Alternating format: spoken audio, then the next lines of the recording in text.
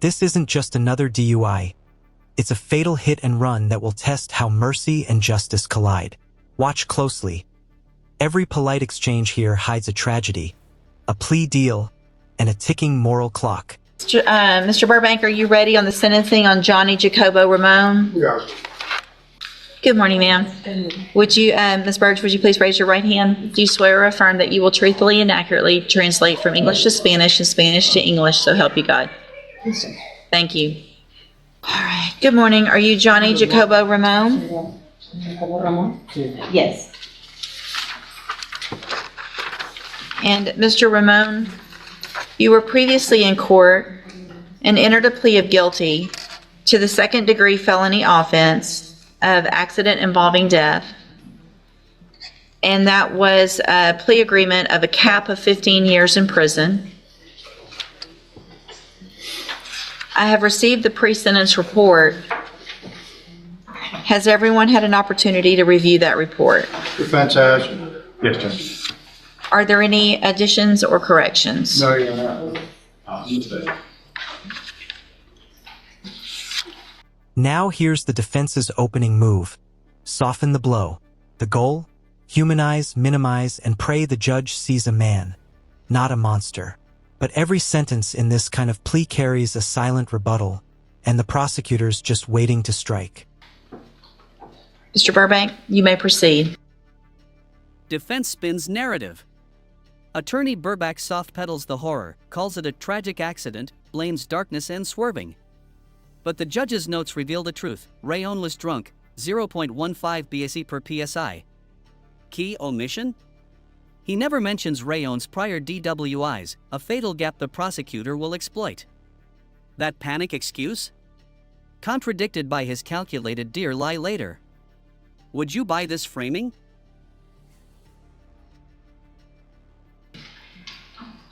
Your Honor, this is a tragic accident. If you read the factual basis, which I know you did, person was walking across the street at nighttime, and cars swerved, and my client actually hit him. As reflected by the charge, he failed to stop. He panicked, as a reference to his version, that is on page 1, and then was stopped up in Lumberton. He's been employed.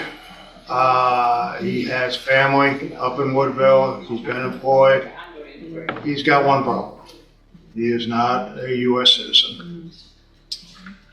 I would be arguing for probation in this case, but it is my understanding that there is a hold on him by immigration, and that he probably will not, if he got probation, he wouldn't be released. 2 priors and both alcohol related. That's not bad luck. That's a pattern. And in Texas law, patterns erase sympathy. Once you cross that 3rd strike involving death, judges stop seeing redemption. They see risk. He has 2 prior DWIs from Tyler County that... History repeats. Bombshell dropped. Raone has 2 prior DWIs with jail time. Legal death knell. Texas Penal Section 49.09 upgrades penalties for repeat offenders. His model immigrant portrayal collapses. He's a serial drunk driver. Prosecutor's silence here is strategic. She's saving the jail misconduct revelations for maximum impact. Were taken care of. At the same time, what you receive, basically time served, 90 days jail.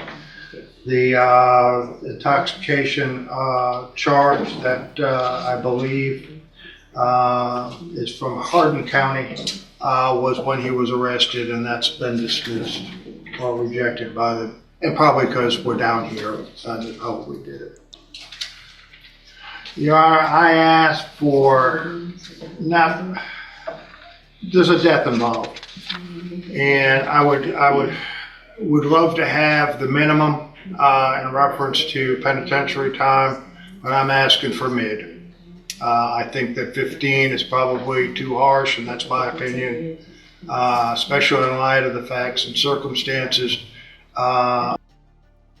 Defendant's perjury trap. Raone claims ignorance, I didn't see him. But prosecutor's case proves 1. Damage matched pedestrian impact, not deer. 2. He told friends next day he hit something. 3. Lumberton cops found hair/fabric on his bumper. Judge's icy pause? She knows he's lying. That apology now rings hollow.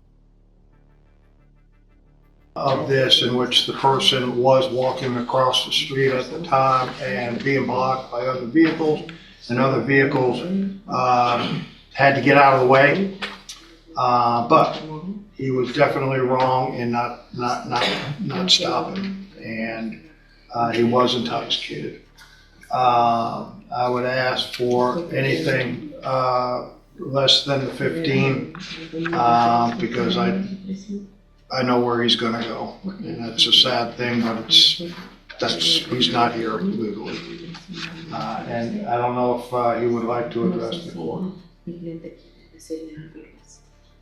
Sí, Yes, sí. Go ahead. quiero decir que lo siento, que si lo hubiese visto, yo me hubiese detenido antes para poder auxiliarlo, pero pues Hold on.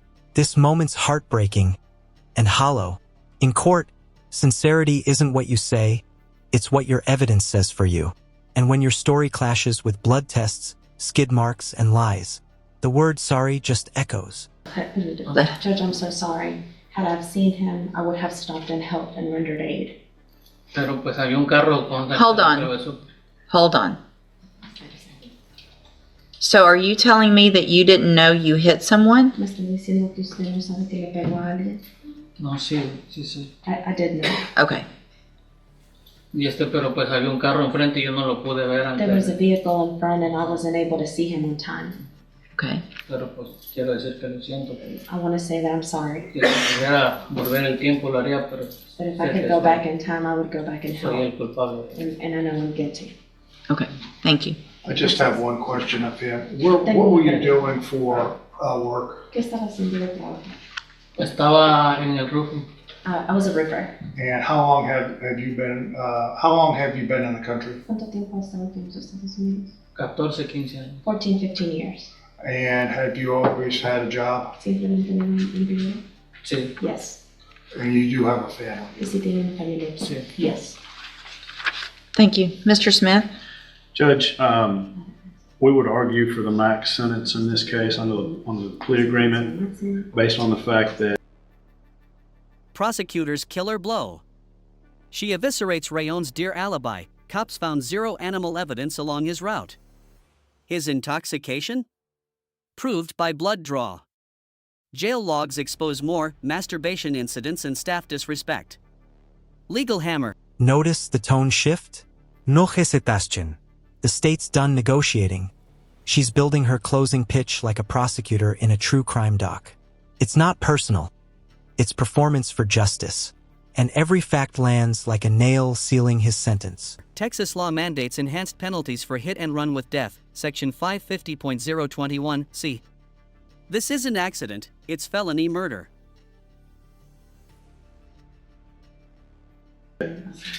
when he struck him, he knew that he struck him. That was evidenced by the phone calls the next day. He knew he hit a person. When he was stopped in Koontz, which is a long way from the accident scene, he told the police when they noticed the damage on his vehicle that he had struck a deer. They, either through dealing with him before or suspecting that he was lying and knew he was intoxicated, went all the way back to the county line looking for a deer that had just been struck. And only because they were diligent in doing so did we even know that he had committed this particular crime. He knew he committed the crime. He lied about it. He has an issue with alcohol. He's here in the country illegally.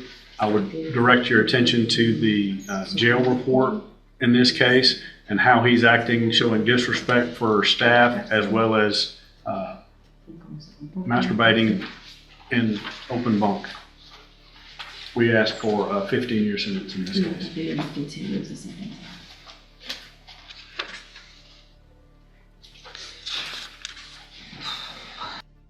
Judge's moral verdict.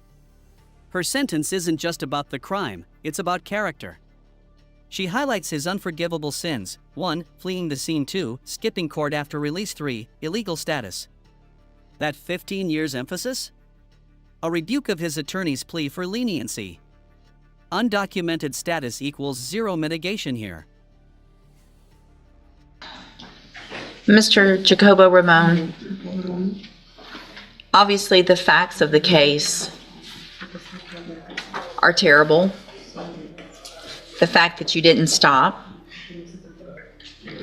the fact that you were intoxicated, and in addition, what no one, and I'm not even sure that when you were in our jail for some amount of time, there was a requirement that I release you because of the amount of time that had gone from the time of the offense while you were sitting in custody. I did that, and then you didn't show up. You are here illegally, and 15 years. Some will call it harsh, others overdue. But in Texas, fleeing drunk and leaving a man to die isn't a mistake. It's a moral choice. This wasn't just a crash. It was a collision between denial and accountability.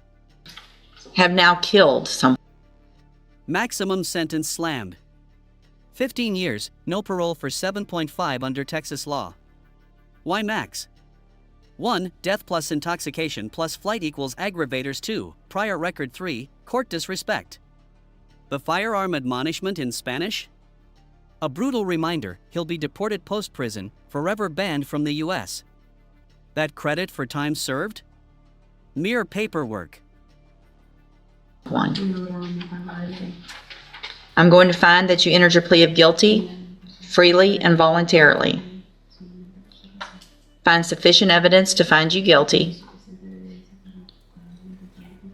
And at this time, find you guilty of accident involving death. Sentence you to 15 years in the institutional division of the Texas Department of Corrections. You will receive credit on that sentence for any time that you've been in custody that the law gives you the right to receive. I'm handing you the trial court certification that shows this was an agreement that I followed, and so you've waived your right to appeal. I have also handed you a written admonishment regarding your ineligibility to possess a firearm or ammunition. It is in Spanish. I advise you to read that. If you are ever back in Texas legally, you will not be able to possess a firearm or ammunition. That could lead to more charges against you. All right. Thank you. You can go back with the bailiff. Thank you, Mr. Burbank. Thank you, Ms. Bursch. Verdict, 15 years. Raone's sentence reflects Texas' zero tolerance for DWI deaths. Key takeaways: 1. Hit and run doubles penalties. 2. Prior DWIs are catastrophic. 3. Judges punish evasion of responsibility. His apology failed because actions spoke louder: lying, fleeing, reoffending. One life ended, another wasted. Was 15 years fair? Smash like for the sentence, comment for too harsh, and subscribe for more gavel to prison accountability.